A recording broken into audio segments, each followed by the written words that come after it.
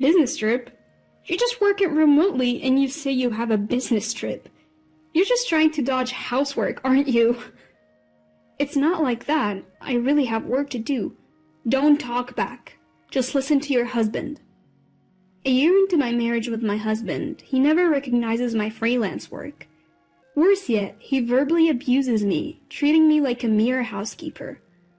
I'm the one supporting the household, even paying the rent, but he uses me mercilessly without a shred of gratitude. At this point, I can't just stay quiet. I'll turn the tables and use my husband's threats of divorce papers to my advantage. With the image of his frantic scrambling in my mind, I headed for my business trip. My name is Maya, a 29-year-old employed by a publishing company. My husband's name is Bill, 5 years my senior at 34. We met 3 years ago when work took me to a different region. Bill's job was similar to mine. We both went to local places to sum up the current situation and write articles about it. We both worked in publishing, and with shared goals, we quickly clicked. We'd go on reporting trips together, and even after returning, would keep in regular contact. After 2 years of dating, he proposed. We didn't have a wedding ceremony, but we wore wedding dresses and tuxedos for photos, pledging our love in our own way. Post-marriage, we both moved into the condo where I have been living. Since there was extra space, the move went smoothly. Upon getting married, I thought about pursuing my dream of freelancing. Leaving my job would mean losing benefits, but I wanted to take the challenge on my own. About a week after the wedding, I decided to discuss this with Bill. I brought it up while we were having dinner together after work. "Hey Bill, I'm thinking of quitting my current job at the publishing house." "What? Why all of a sudden? Didn't you say you wanted to work harder?" "Yeah, I did, but I want to try freelancing." "Freelancing? You're going to become an independent reporter?" "Yes. I want to work freely without being constrained by the company's policies." I candidly shared my genuine feelings. I thought Bill, being in the same industry, would surely understand. But then, what came out of my husband's mouth wasn't encouragement, but mockery. Piffed. Independence? Really? Come on. You know that's not gonna happen. Why? How can you be so sure if I haven't even tried? You're dreaming too big. The only reason your articles are popular is that you work for a publishing company. That may be true, but what? You think you can keep that popularity if you go solo? That's not fair. Look, you're not cut out for this. We're married. Focus on housemaking, not your career. As he ate the dinner I made, he spoke those cruel words as if they were nothing. I was infuriated. Today, even his comments on the taste of the food bothered me. I tried to persuade him more than once, but he was unyielding. He even threw harsh words like, "You can't do it. It's a waste of time." Yet, I didn't plan on taking this lightly either. If I gave up on my dream now, I'd regret it for sure. So I ignored his words and decided to go for it. I submitted my resignation and ventured on a path as a freelance reporter. That night, after quitting my job without telling him, Bill erupted. "What the hell? Didn't I tell you not to quit?" "I'm sorry, but I just can't give up. What if this jeopardizes our finances? Can you take responsibility?" "Well, about that, enough. Listen, I'm only putting $1,000 a month into our expenses. If that's not enough, I'm not covering for you. Got it?" "I understand." I thought he would support my dream as partners should, but reality was much harsher. A rift formed between us, with the one person I needed support from the most rejecting me. Bill, why would he say such things? All I wanted was his support for my dream. Was it naive to expect complete understanding just because we're married? It's painful, but I can't give up my dream here. I have to succeed now more than ever because I chose to act against his will. I strengthened my resolve. His verbal attacks and pressure intensified over time. He started berating not just my work, but me as a person. When I came home even a little late, he would get furious. "What time do you think it is? It's past 7 p.m. "I'm sorry, traffic was bad." "Didn't I always say to be back by 5? No dinner ready when I get home. That's unacceptable. I'm sorry, I'll make it right now. I already ordered delivery. Expect a bill for that later. Staying overnight for field reporting was an absolute no-go, thanks to my husband's rules. So I had no choice but to limit my reporting to places I could visit and return from within the same day. But sometimes interviews take longer than expected or traffic just doesn't cooperate. You can't predict what will happen until you're actually on the scene. My husband insisted that I be home by 5 p.m., but that's not always doable, given how weather or unforeseen circumstances could throw a wrench in the works. That being said, confronting my husband head-on was not an option. He goes to a physical office every day and works his tail off while I have the freedom to work remotely unbound by organizational rules. I guess he couldn't stand that our working environments were so different. Understanding his feelings, I always tried not to provoke him, but I kept striving in my career as a feature writer. Initially, I submitted articles to various platforms on a freelance basis and got paid per assignment, but eventually I started getting direct commissions. I even got requests to start a blog, so in addition to feature writing, I began blogging too. My income skyrocketed as a result. Before I knew it, I was earning roughly 3 times what I made as a salaried employee. Some months, I even pulled in more than $10,000, providing more than enough for our savings. Even after achieving a stable monthly income of $10,000, I kept it a secret from my husband. I knew he'd flip if he found out I was freelancing and making more money than him. A year into our marriage, his attitude hasn't changed. If anything, it's gotten worse, and our conversations are practically non-existent. Instead, he increasingly berates me. Then, one fateful day. On a rare day off, I bought some clothes from a luxury store.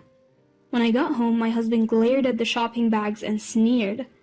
"You can barely bring in any money and you're out shopping like it's nothing.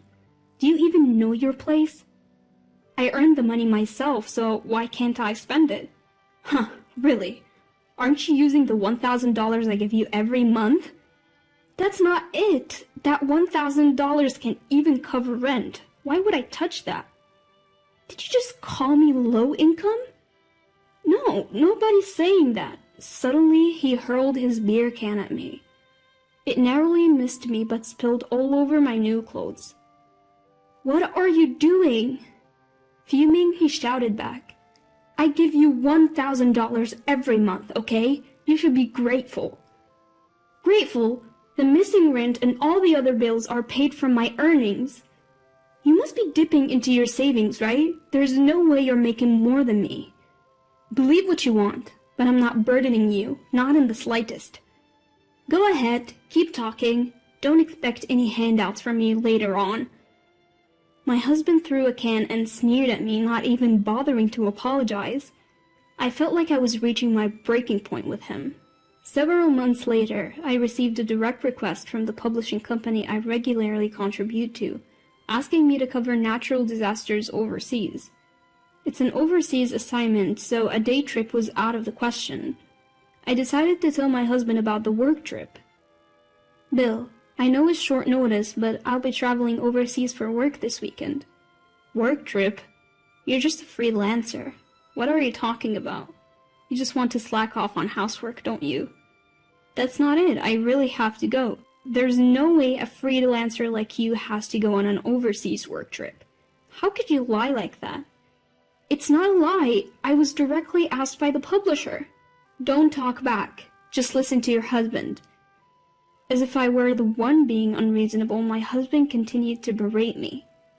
Fed up with his irrational behavior, I glared at him. Finally, he spoke, clearly irritated. "Do you even know your place? You're just a reporter in name only, practically unemployed, and yet I still stay married to you." "Stay married to me?" "Yeah. You wouldn't survive without me. If you have a problem with that, let's divorce." My husband pulled out divorce papers from his suit pocket and tossed them in front of me. That was the moment. A vein in my temple throbbed, and a rage I've never felt before consumed me. I can't take it anymore. I absolutely refuse to stay married under these conditions. From now on, I'll use him to my advantage. My husband always threatened me with divorce papers whenever he was displeased. Until now, I'd always apologized because I didn't want a divorce, but I realized that wasn't necessary anymore. I filled out the divorce papers and submitted them while he was out. I also arranged to terminate our condominium lease at the end of the month. Furthermore, I moved up my overseas work trip and headed to my destination that day. I didn't tell my husband anything and kept my messages and call notifications off. Having finished all my work, I returned home after 2 weeks abroad. The time was already past 8 p.m. and the lights were on in the house. I didn't want to see him, but I had no choice but to go home. Taking a deep breath, I opened the front door. Hearing that, a series of loud footsteps erupted from the living room. I looked up and saw Bill standing tall with his arms crossed. Just as I was about to speak, he started yelling at me. You have the nerve to come home like nothing happened. Where have you been without even replying to my messages? I told you, remember? I was on a business trip abroad. Business trip? Business trip? Seriously, as if someone like you, who occasionally works remotely to write boring articles, could ever go on a business trip. I told you, I got an assignment from the publishing company. I even got paid for it this time. Paid? What did you get, like $10? What a fool, spending money on transportation to go abroad just to make $10. Bill kept on belittling me with his crude laughter. But what he didn't realize is that we're no longer husband and wife. He's only able to act so high and mighty because he doesn't know, and his words no longer have any effect on me. Finally, I calmly said, "Do you enjoy putting people down like that?" "What? What are you talking about?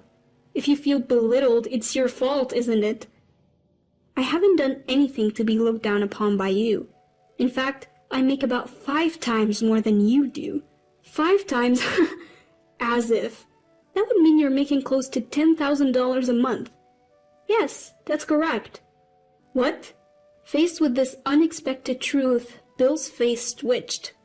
He clearly couldn't stand the fact that I made more than he did. Fuming, he blurted out, "You've got to be kidding me, you're such a liar. I'm divorcing a wife who won't even do the housework." Panting heavily, Bill shoved new divorce papers in my direction. With a smile, I revealed the truth to him. Another new form for me to sign. "Yes, sign this quickly." "Don't worry, I already submitted the divorce papers 2 weeks ago." What are you talking about?" "We're not married anymore. Why are you still in this house?" Bill stammered, barely able to get words out. Finally he spoke. "What do you mean you filed for divorce? Why would you do that?" "Why? Because you handed me the papers." "But I didn't really want a divorce." "Well, too bad. I thought it was okay to part ways, so I filed." "You've got to be kidding me. I just gave you those papers to scare you into understanding your role as my wife." Bill grabbed my shoulders, his eyes filled with anger. As I suspected, he never intended to divorce me. He just wanted to intimidate me into obeying him. Knowing this, I chose to divorce him anyway. I realized I could never be happy with him. Finally understanding this, I unleashed all my pent-up feelings. "You think you can lecture me? Do you know how it feels to have your dreams mocked by the one person who should support you? Hold on, Maya, don't call me like we're friends. We're divorced, we're strangers now. What am I supposed to do now? Can I stay here?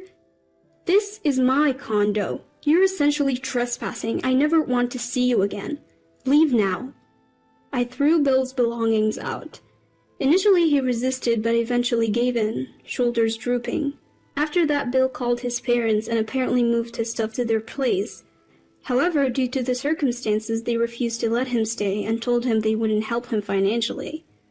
As a result, he had no choice but to live on his limited income and move to a cheap apartment far from his workplace. He can't spend money like he used to, and just getting by has become a struggle. His savings have run out, and now he's living a dull life just trying to save money.